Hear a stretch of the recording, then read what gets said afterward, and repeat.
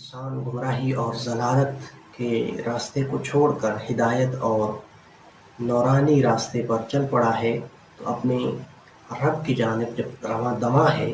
تو اب اس کو چاہیے کہ وہ اپنے خدا کو پکارے اور اس کے ساتھ ایک رابطہ جو ہے اس کو قائم کرے۔ اور یہ رابطہ کیسے قائم ہو سکتا ہے، اس کا جو ذریعہ ہے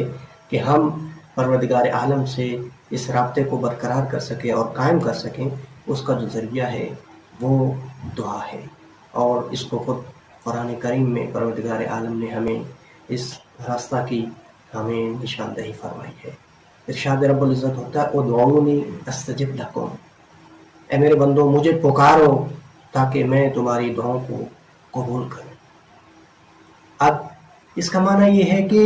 انسان اپنے دل کا حال، اب یہ جو دعا کرنا یہ کیا ہے، دعا کیا ہے، یعنی انسان اپنے دل کا حال بیان کر کے خدا سے در حقیقت اور رابطے کو قائم کرنا چاہتا ہے۔ یہ جو آیت مجیدہ میں نے آپ کے سامنے تلاوت کی ادعونی استجب لکم، تو اس سے جو بات ہمیں سمجھ میں آتی ہے وہ یہ ہے کہ پروردگار عالم کے نزدیک دعا کرنا ایک پسندیدہ عمل ہے۔ خدا کہہ رہا ہے کہ تم مجھے پکارو تاکہ میں تمہاری دعاؤں کو اپنی بارگاہ میں شرف قبولیت عطا کروں۔ اب شرط ہے کہ ہم دعا کریں اور خدا ہماری دعاؤں کو قبول کرے۔ اور اگر دعا کی اہمیت کے حوالے سے گفتگو کی جائے تو پیغمبر گرامی اسلام ارشاد فرماتے ہیں الدعاء هو العبادہ،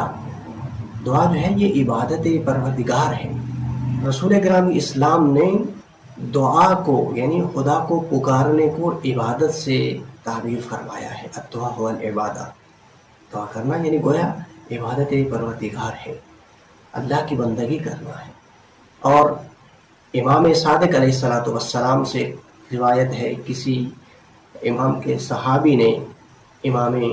صادق علیہ السلام سے سوال کیا ما تقول فی رجلین دخل المسجد جميعا قال احدهما اکثر صلاۃ والآخر دعا۔ اس صحابی نے امام صادق علیہ السلام سے جو سوال کیا وہ یہ تھا کہ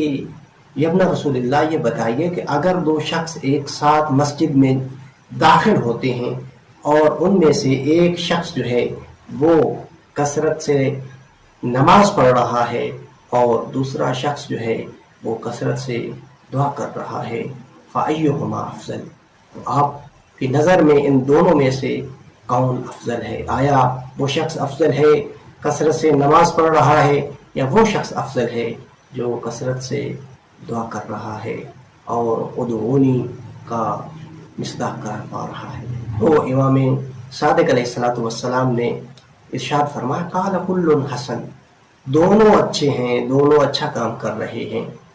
امام کی معرفت رکھنے والا شخص تھا، اس نے آگے سے پھر سوال کر دیا